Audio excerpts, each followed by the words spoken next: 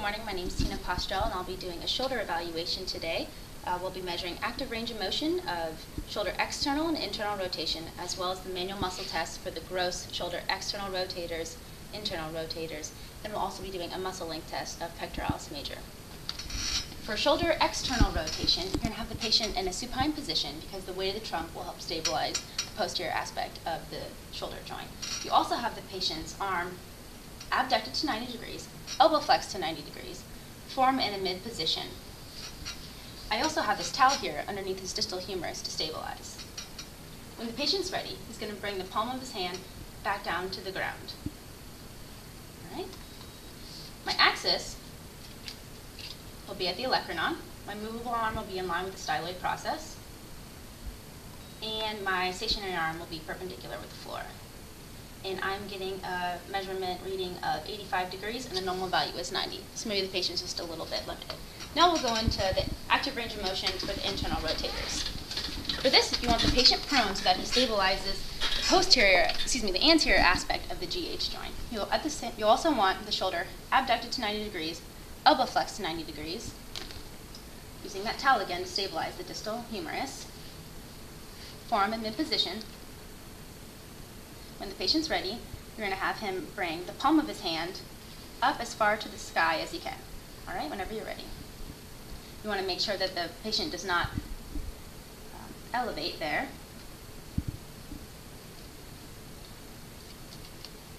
The axis will be at the olecranon, just like before, movable arm in line with the styloid process of the ulna, and the stationary arm perpendicular with the floor. I'm getting a measurement of 71 degrees, and 70 is the normal value. All right, now we'll move into our gross manual muscle testing.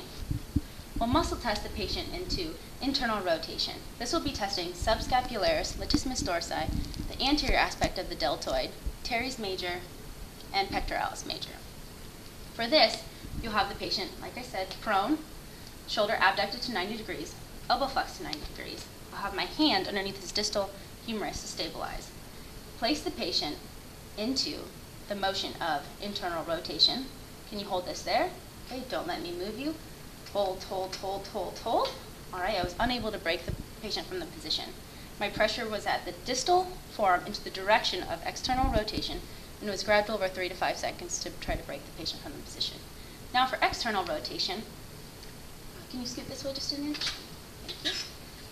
External rotation, we'll do the same thing. Patient prone, shoulder abducted to 90, elbow flexed to 90, hand underneath the distal humerus. Place the patient into external rotation. This time we'll be testing the gross external rotators of the posterior deltoid, teres minor, and infraspinatus. Can you hold this here? Don't let me move you.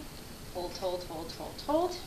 All right, I would give that a 5 out of 5 because I was unable to break the patient from the position. All right. That's it for our manual muscle test and active range of motion. So now we'll do our muscle length of pectoralis major.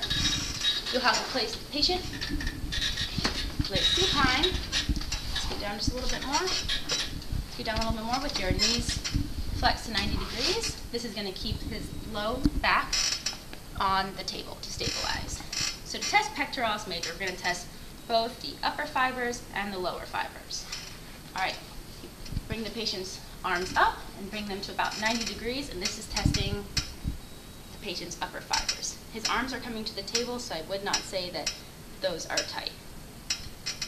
Again, now we'll test for the lower fibers, bringing the patient's arms to about 135 degrees, shoulder abduction, and his arms are touching the table, so he is not tight. If he were tight, we could grade it as slight, moderate, or marked if his shoulders were not touching. You also want to make sure that his low back is staying on the table when you're doing these measurements. So that looks good. All right, well that was our shoulder evaluation. Thank you.